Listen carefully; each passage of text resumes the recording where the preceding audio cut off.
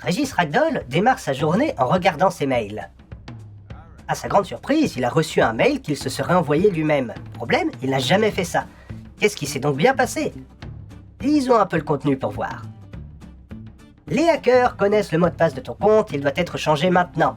Ah, ça commence pas bien déjà. J'ai de très mauvaises nouvelles pour toi. J'ai hacké ton ordinateur et obtenu l'accès à ton adresse mail. Tu peux changer le mot de passe tant que tu veux, mais mon virus l'interceptera à chaque fois. Pas très cohérent que le titre, mais bon. Comment j'ai fait ça? J'ai mis un virus sur ta box et qui a rebondi sur ton PC quand tu t'es connecté à Internet. Après ça, j'ai fait une copie complète de ton disque dur avec tes adresses de contact, l'historique de navigation, les numéros de téléphone, etc. etc. Il y a un mois, j'ai voulu verrouiller ton PC et te demander une rançon en Bitcoin. Mais j'ai regardé les sites sur lesquels t'es allé et j'étais choqué par ce que j'ai vu. Je parle des trucs pour adultes. Je veux dire, t'es un gros pervers, t'es vraiment au-delà de la normale. Et j'ai eu une idée. J'ai pris une copie de page écran des sites sur lesquels tu étais et je me suis servi de ta webcam pour te prendre en photo pendant que tu t'enjaillais. Et c'était vraiment génial, tu es quelqu'un de spectaculaire. Je sais que tu ne voudrais pas que ces images arrivent entre les mains de tes amis, de ta famille ou de tes collègues. Je pense que 947 $ est un très petit montant pour mon silence. Ne paye que en Bitcoin, voici mon adresse. Tu ne sais pas utiliser Bitcoin? Cherche sur Google, tu verras, c'est facile. Je te laisse 48 heures pour payer et la montre démarre à l'ouverture de ce mail. Après paiement, mon virus et les screenshots s'autodétruiront automatiquement. Si je ne reçois pas le paiement, ton PC sera verrouillé et tout le monde recevra les images. J'espère que tu comprends ta situation.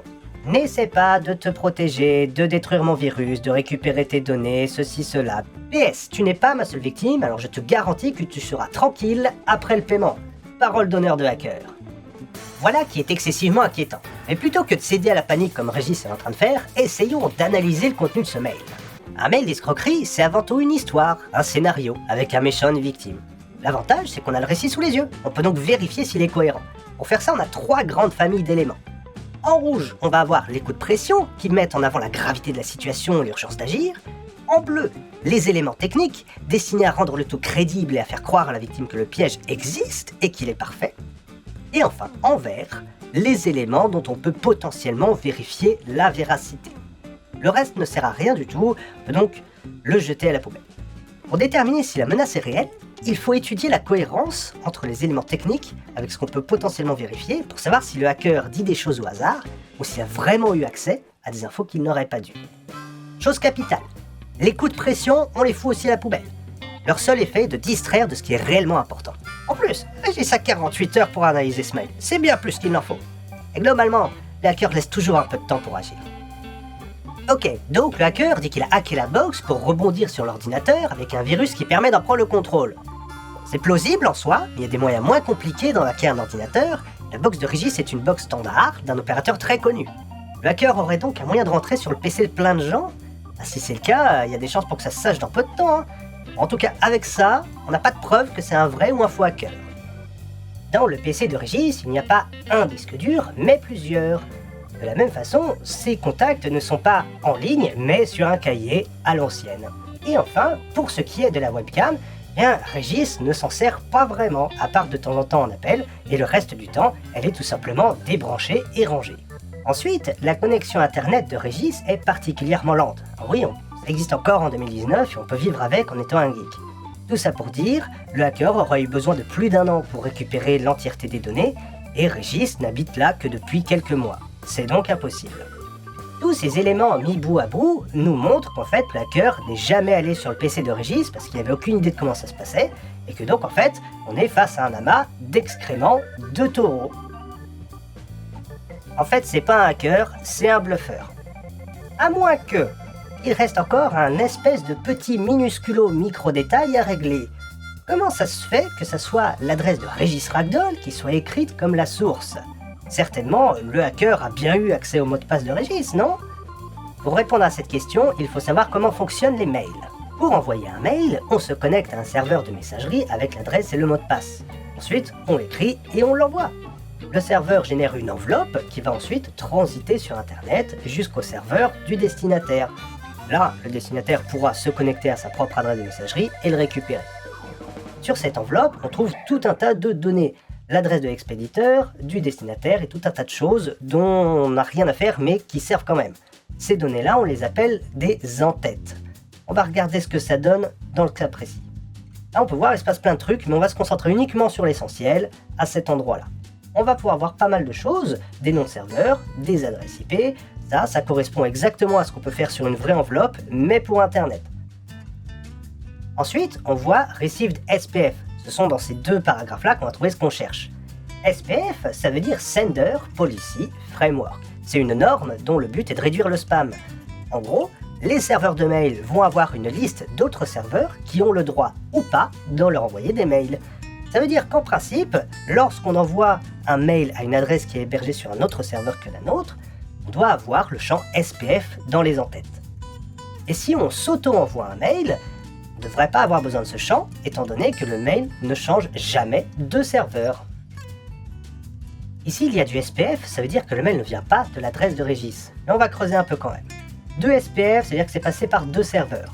En haut, on voit en vert le nom du destinataire, et en jaune, le nom et l'adresse de l'expéditeur. Alors en fait, c'est pas vraiment l'expéditeur, c'est un serveur qui a fait transiter le mail. C'est en bas que ça va se passer. On voit le nom et l'adresse de l'expéditeur original, et surtout, en rouge, la petite ligne magique qui fait que Régis a vu son adresse écrite comme la source. C'est un artifice. En fait, c'est exactement comme s'il avait reçu un courrier chez lui avec son adresse de destination, son adresse comme l'expéditeur, et avec à l'intérieur, je suis rentré chez toi, la preuve, je t'envoie ce courrier depuis ton adresse postale. Voilà, ça n'a pas de sens du tout en fait, et c'est exactement ce qui se passe dans cet email. Et vient d'où finalement cet email? Si on regarde le nom du serveur, on voit tout au bout .mx qui pointe vers le Mexique. Donc pour vérifier ça, on va utiliser un service de géolocalisation par adresse IP, entrer l'adresse du serveur, pour ensuite constater qu'effectivement, cela vient bien du Mexique. Ça ne veut pas dire que ce serveur est là d'où origine vraiment l'attaque, si ça se trouve c'est juste un serveur qui lui s'est fait hacker et dont les vilains se servent pour faire leur campagne de mails frauduleux. On ne saura jamais, c'est pas grave. Ce qui compte, c'est que Régis puisse désormais être totalement tranquille. Bien, petite conclusion sans les personnages, c'est un sujet un peu plus sérieux que d'habitude. Alors tout d'abord, oui, j'ai bel et bien reçu ce mail d'arnaque, et il y avait ce côté technique en mode, ouais, c'est mon adresse mail qui s'affiche comme étant la source, qui me fait dire que, ah bah tiens, les arnaqueurs, là, ils commencent à mettre les mains dans le cambouis, genre sérieux, et ils tentent des techniques plus évoluées. D'après un de mes anciens collègues, c'est quelque chose d'assez classique, qui se fait souvent maintenant, mais bon, moi, c'est la première fois que je tombe dessus. Ceci étant dit, les mails d'arnaque, maintenant, ça fait partie du décor, tout le monde en reçoit, c'est quelque chose de normal. Et globalement, rien qu'avec du bon sens, on élimine les coups de pression, on étudie le scénario, et on le confronte à la réalité. Bon... on peut s'en tirer quoi, parce que le coup du prince nigérien qui a un héritage à faire passer et qui veut que tu fasses un mandat Western Union... voilà, au bout d'un moment, il faut utiliser son bon sens aussi pour pas se faire avoir. Maintenant, il y a des mails aujourd'hui qui sont beaucoup plus évolués, comme celui du cas d'aujourd'hui, où t'as beau utiliser ton bon sens, il y a quand même un doute qui reste.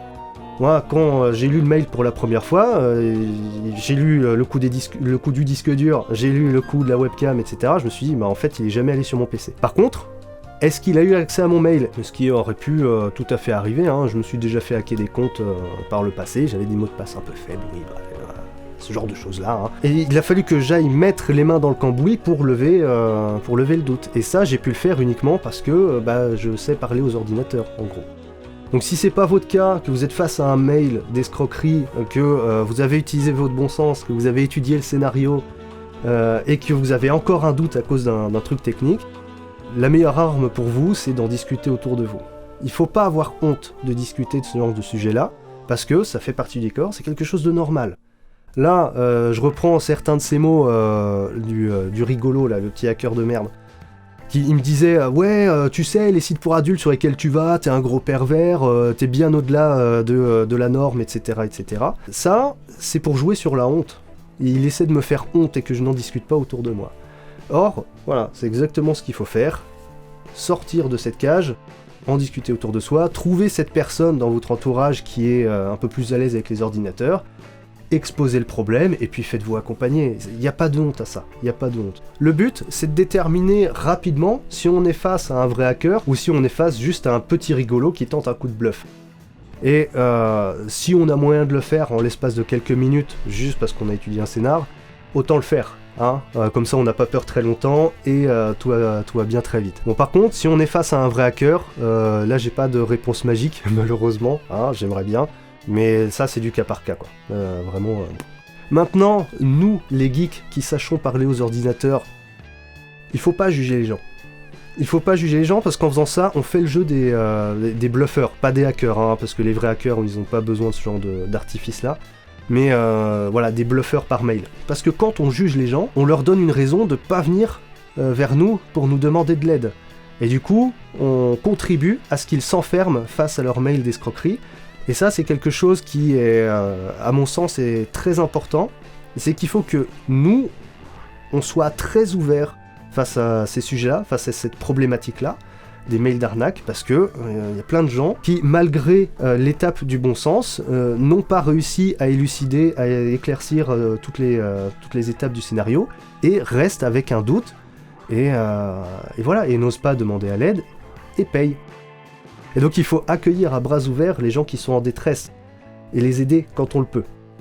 J'insiste quand on le peut, hein, parce que bon, c'est pas toujours le cas, on n'a pas toujours le temps, ni l'envie, hein, et quand on n'a pas l'envie, on n'est pas forcément très efficace non plus. Bien, sinon, pourquoi rester juste sur ma vidéo à moi, de un type en particulier d'escroquerie, quand il y en a plein sur internet? Je pense notamment à Thomas Sirix, qui a fait assez récemment, une superbe vidéo sur les mails d'arnaque, donc il nous présente plein d'archétypes assez sympathiques. C'est rigolo à regarder, ça s'écoute bien, tranquille. Derrière, il y a Sandoz, qui est un autre youtubeur français. Il fait des canulars, moi ça m'attire pas plus que ça, mais de temps en temps, il fait ce qu'on appelle du scam baiting en anglais. Donc il attire les escrocs dans des pièges, et il va jusqu'à s'infiltrer chez les escrocs à l'aide d'un hacker et pour les attaquer, tout simplement.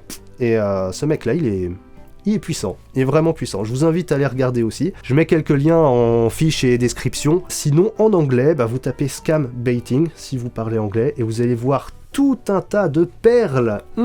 C'est magnifique. Toutes ces petites choses qui sont géniales à regarder pour apprendre comment fonctionnent les entreprises d'arnaqueurs et comment des justiciers d'internet s'attaquent à eux, leur font perdre du temps, de l'argent et parfois les plombs. Hein, voilà, parce que les arnaqueurs, ça s'énerve assez vite des fois. C'est très drôle à regarder, c'est très très drôle à regarder.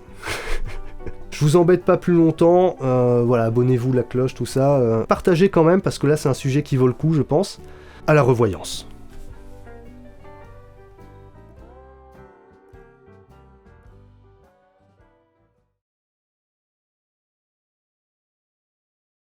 C'était pas un first try. Dommage. T'as vu mon pose blow? Il est bien.